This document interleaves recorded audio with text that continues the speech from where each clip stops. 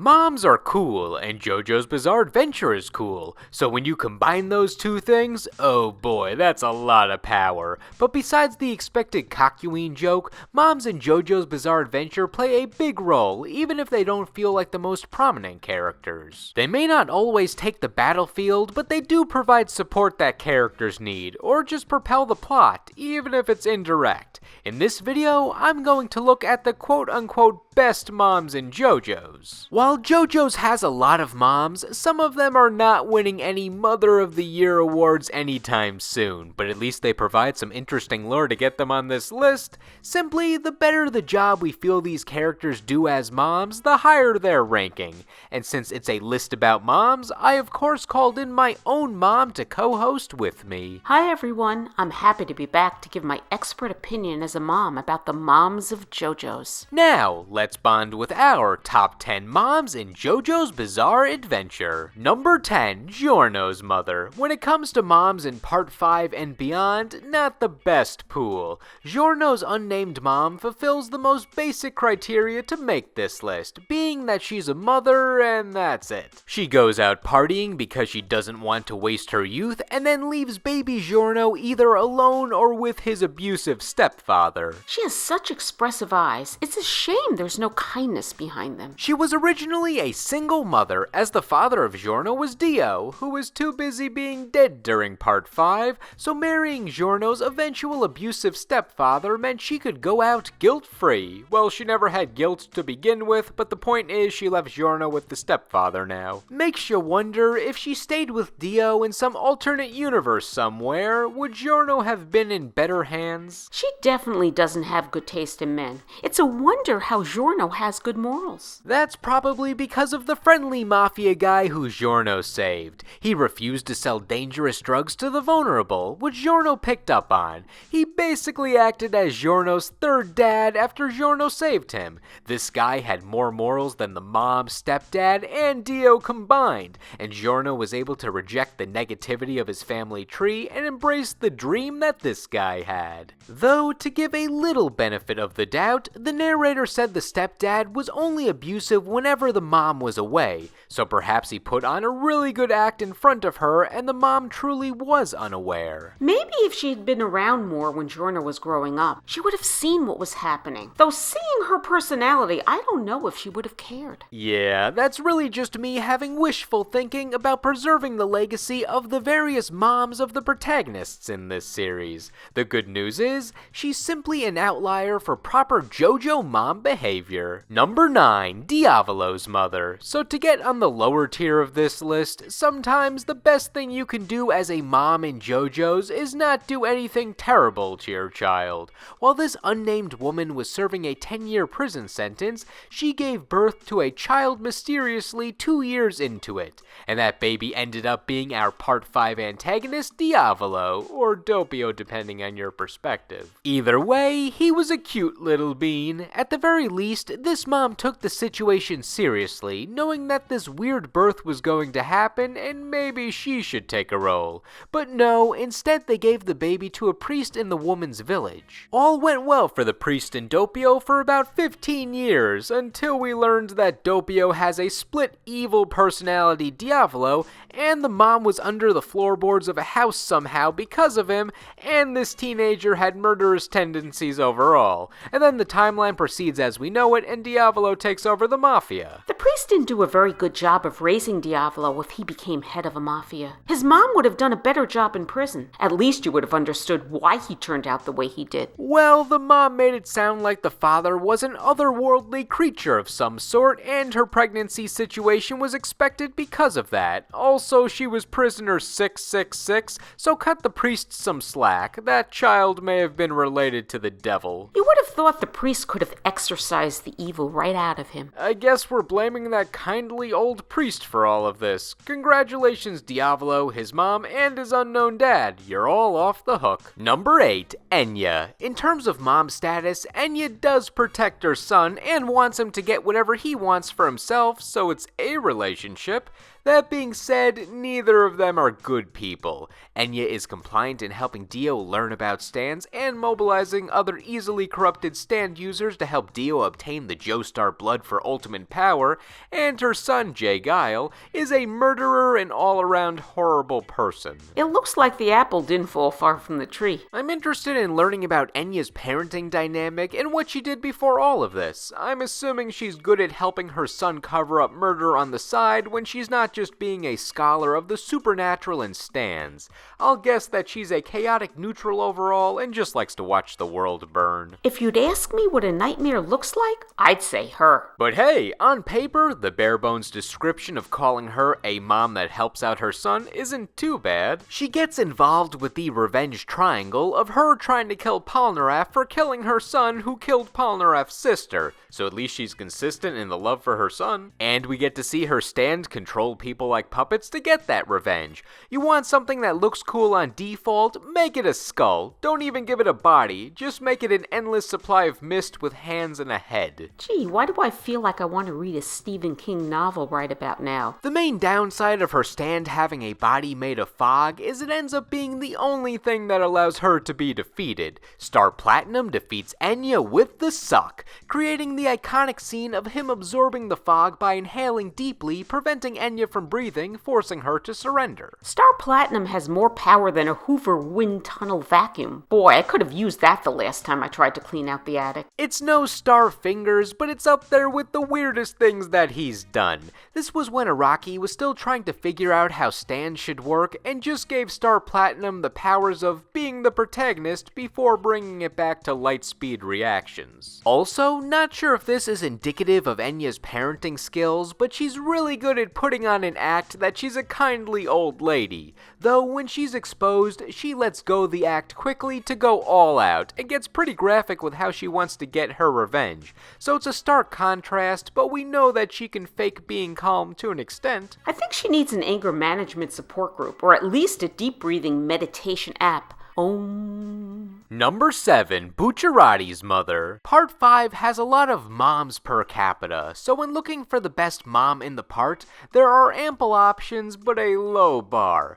Bucciarati's mom is probably the quote-unquote best mom, solely because she was shown to be a kind mother for most of her screen time. She didn't commit crimes, leave her son unattended, or disown him, so that's a good start. Her biggest issue as a mother was post-divorce from Bucciarati's father, so she still only makes the bottom half of this list, but hey, best mom in part 5. Well, technically, Bucciarati would get that title according to the general fan base, but I'll avoid the expected memes for this entry. Bucciarati's mom and dad provided a good life for their son. However, once his parents decided on divorcing, they gave Bucciarati a choice of which parent he would live with. This ended the mom's storyline for us, since Bucciarati chose his dad. His mom was pretty shocked, showing that she did love her son, but neither her nor the dad thought it would play out the way it did. I admire her for giving him a choice, but would she really have let him choose if she thought he'd pick his dad? She definitely would not have. When she presented the option to Bucciarati, she was like, so, do you want to live here with your dad and have no fun, or do you want to come to the city with me and make lots of friends and literally have everything good happen to you? Not only did Bucciarati make the kind-hearted decision considering his father's mental state, but he chose the parent that seemed to care the most overall. Once his mom moved to the city, she only visited on holidays, and then she got remarried and visited less until she disappeared from his life for good. How could she not come back and visit during his formative years? I guess her heart wasn't filled with kindness after all. Yeah, she may have looked better than other moms with her introduction, but it goes to show you that even Bucciarati's mom was susceptible to the Part 5 mom curse. Number 6, Shinobu. I feel Shinobu can get misunderstood. She's not the greatest mom from what we see, but she appears to have tried to make a connection with her son Hayato. When she was introduced, she talks about her strained relationship with her husband and son. When Hayato comes home from school, she attempts to talk to him, but he just doesn't want to, and this appears to be the daily occurrence. I find it commendable that she attempted to keep her family together despite her unhappiness. And we still see her take a motherly role when she checks on Hayato when she feels she needs to, like if he'll be late for school. Just, we see nothing beyond that, though her real downfall is when Yoshikage Kira swaps identities with her husband to hide from the protagonists after he's outed as a serial killer. Once she sees this man that she thinks is her husband being all quiet and mysterious, and also being willing to do anything aggressive or just cooking, she thought it was refreshing and was falling in love with him all over again, despite the fact that Kira only swapped faces with her husband and knew nothing about his personality, making his ruse harder to keep up. Shinobu just accepted these changes and didn't question anything overtly strange. She's clueless. Yes, it's nice he cooked her a gourmet meal. That's different, but wouldn't she have recognized the change in his body? Did he snore when he slept next to her?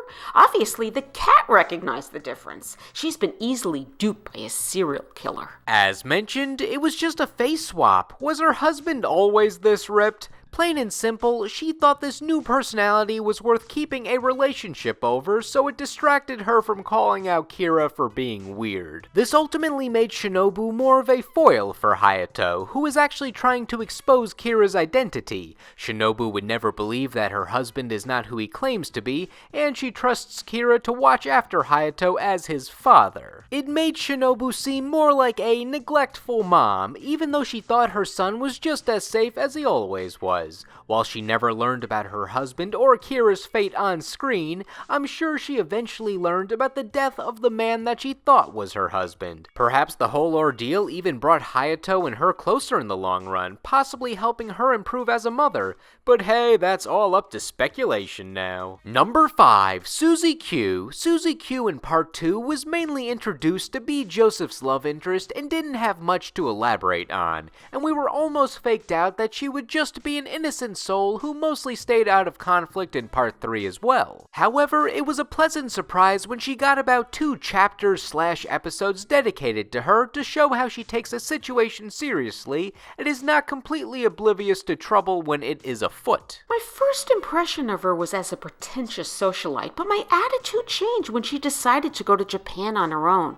It showed that she cared about more than just her social life. Suzy hits the serious switch pretty fast, like she's designed for comic relief, but also needs to be a realistic human when her family is in actual danger. As soon as she detects Joseph may not really be on a business trip, she has a monologue about how she feels that something is wrong, but also that she trusts her grandson when he says everything is going to be alright. Since that exchange was only in the anime, she resets to her goofy self when she decides to go to Japan to visit her daughter, who was just sick to her knowledge, to match how she was reintroduced in the manga. She's more interested in stopping for lunch, filming the annoyed pedestrians, and somehow obtaining a turtle before stopping at her daughter's. Once again though, she immediately dials it back when she reflects on how her daughter may say she has a case of pneumonia, but she could tell that something major was going on and the rest of her family was involved in saving her. She actually stopped for lunch when she thought her daughter was battling a severe case of pneumonia? A head cold I could understand, but pneumonia? I guess the serious switch doesn't distract that she wasted precious time doing all that, but at least she recognized that the best she could do is comfort her daughter in this time of need. She even had a monologue so strong that it brought Roses the butler to tears, showing that she had control of the situation the whole time. All she had to do was give Roses about a dozen panic attacks the whole way through. Number 4. Tomoko. Tomoko is a great mom from what we see, but most of her scenes are front-loaded into Part 4. She disappears for the last half outside of her encounter with that paper guy. She sort of feels like wasted potential after her impactful intro. A guy hits on her, she hits his face into a car door, and her father's like, LOL, nice. She's got street smart. She can definitely take care of herself. I wouldn't want to get into an argument with her. Despite her tough demeanor, she says up front that she thinks her son Josuke is a sweet kid despite any trouble he finds himself in. You can tell she built a nice home for him. Anytime she's gruff towards him, it's because he's doing something weird or he's playing video games instead of doing homework, leading to a hilarious scene where she keeps nudging him until he loses his game. She doesn't take an interest in Josuke's hobbies like I do with you. To be fair, he did have to do his homework. Wow, we just role-reversaled which characters you'd expect each of us to be defending. Amidst all of her side character shenanigans, though, you have to praise Tomoko for her her best moment in the series, when we saw her, in a flashback, attempt to drive through the worst snowstorm in Morio's history to get her deathly sick son to the hospital. It was a seemingly hopeless feat, but she put her life on the line for her son. We tend to get distracted by other aspects of this flashback, like the Pompadour stranger, or that this illness was really Josuke Stan trying to emerge for the first time. But these critical moments would not have been enabled if Tomoko did not attempt the hospital trip to begin with. Number 3. Holly Kujo. Holly has a similar situation to Tomoko, where most of her active moments were front-loaded in the first few chapters/episodes of Part 3, though it feels like she was more active throughout the season, likely because she drives the main motivation for it. Holly being attacked by her stand was the main reason we got a road trip to Egypt to kill Dio, being the trigger for awakening Holly's stand, so she got a lot of mentions throughout the part despite being mostly unconscious. However, before any of that happened, we got the mother of all intros to Holly, where we were introduced to this part's protagonist through her eyes. The play-by-play shows her range of emotions well. She first fears for her son Jotaro when she hears that he's in jail.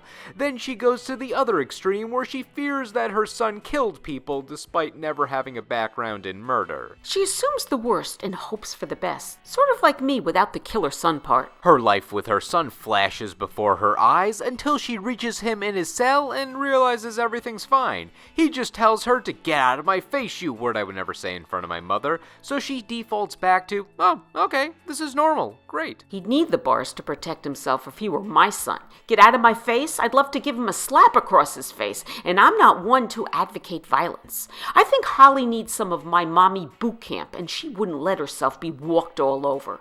Definitely throw away the key and leave him in jail until the attitude changes. While it looks like she's just a pushover based on her reaction, it's more because she knows her son is a good person based on how he was raised, and sees this as no more than just a phase or him reacting to Star Platinum first showing up, aka the Ghost. From the glimpses we saw of their life before the present, it appeared to be good, so maybe Jotaro's emotional reaction to Star Platinum first appearing really was sudden. Holly knew that he'd be fine in the end, and I guess she ultimately was correct. Jotaro even showed concern in his own way when she falls ill from the stand, demonstrating that the family love was returned. It's just a gradual process. He loves her more than that stand ever did. Since it manifests itself as a flower, maybe some weed be gone would work. More like Dio be gone. Number 2, Lisa Lisa. Lisa Lisa is the strongest mom on this list in terms of physical power. She has the strength, speed, dexterity, and hamon to reasonably win any fight,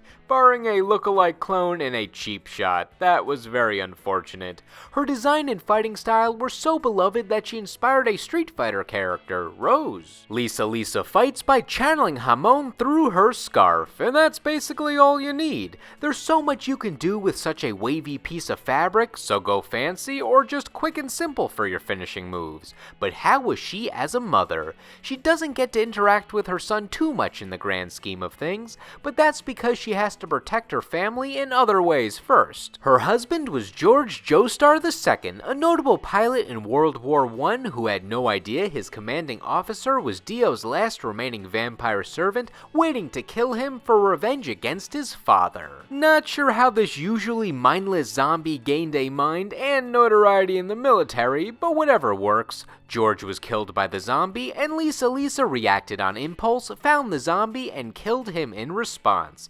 Unfortunately, he was a known military officer still, and witnesses saw Lisa Lisa as a murderer because of it. Rule number 1 in any crime, especially murder, leave no witnesses behind. But those witnesses were real people and innocent. Then there would be justification if she was known as a murderer if she left no witnesses. There have been worse things to be known for. Like... Get back to me on that one. She then had to make the difficult decision to let Granny Arena, with the help of Speedwagon, take her infant child as she had to flee the authorities and train up her hamon skills for the impending threat behind the stone mask that started this all. After meticulous planning, she finally got to meet her son again about 18 years later to vigorously train him when the Pillarmen threat was upon us. However, she played the role of strict teacher before revealing anything close to the fact that she was his mom, but she still got to show love, just the tough variety. Regardless, the fact that she had to give up her baby for their entire child and teenhood for their own safety before they could resume any family activities is one of the hardest decisions a mother can make. That's very commendable. What's also commendable is she tricked her son by looking like she was only in her 20s because she learned to channel hormone through her body to keep her youthful appearance at the age of 50. She could make a fortune and become a multimillionaire selling it on QVC. If only I could get a hold of some of it.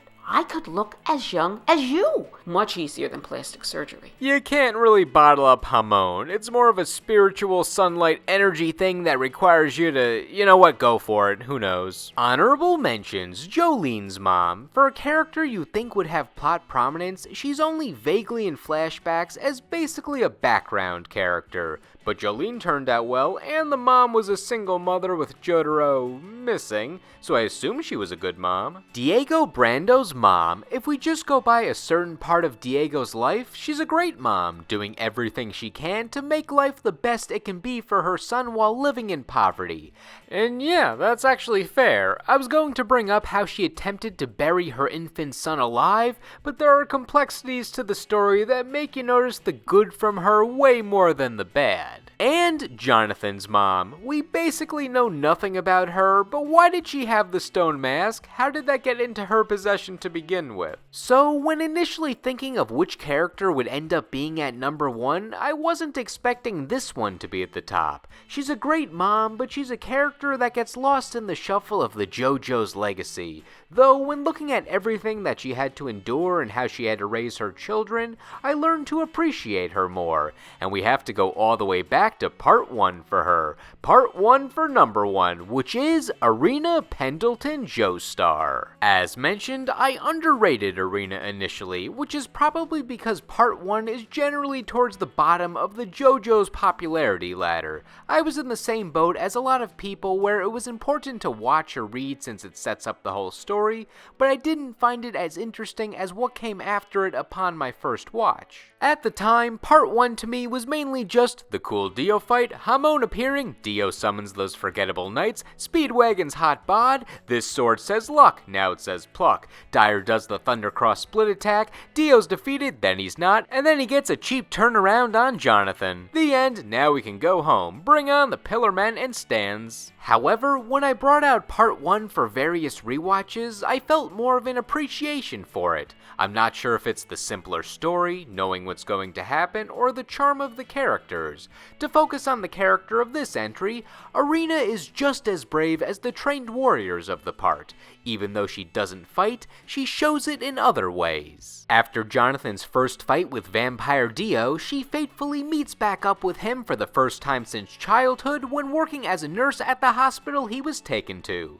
Very coincidental, but the fact that she's willing to join Jonathan on his journey after this without any second thoughts shows fearlessness, or Jonathan didn't give her a full breakdown of what happened and what's to come. Her eyes speak to you without her even saying a word. She takes such care in nursing JoJo's injuries, a regular Florence Nightingale. The next major time we see her was on the honeymoon ship where everything went wrong. She had to maneuver through fire, rescue a baby, and listen to her husband as he's being killed by a vampire for her own survival and the survival of their future child and the baby they just got on board. She then did the smartest thing she could at the time and used Dio's impenetrable coffin as an escape boat to save herself and the baby. With Jonathan dead, when she gave birth to their own baby, she had to raise it as a single mother after enduring everything on that ship. Then when her son George Joestar II was killed as an adult, she had to raise his infant son as a single grandmother. We see basically none of this on screen, but the concept that she had to raise 2 children at 2 different times of her life after seeing the death of other loved ones shows her strong will. While we never see any scenes of her as a young mother, we at least see that she raised her grandson Joseph well. He may be a smartass with a Tommy gun, but he knows who to actually show respect to. And if he doesn't show respect, Granny Irina will give him a good whack. She speaks softly and carries a big stick. Umbrella. I wonder how many of them she's gone through. While her mothering skills were mostly heard rather than seen, the sheer concept of her never giving up and persevering through all of this is what led her to the spot of top JoJo's mom. Now, what did you think? Did you like all the moms that we chose, and did they get the credit they deserve? Any JoJo's moms who stand proud that we forgot? Let us know in the comments. Anyway, thank you all for watching, and we will see you in the next video.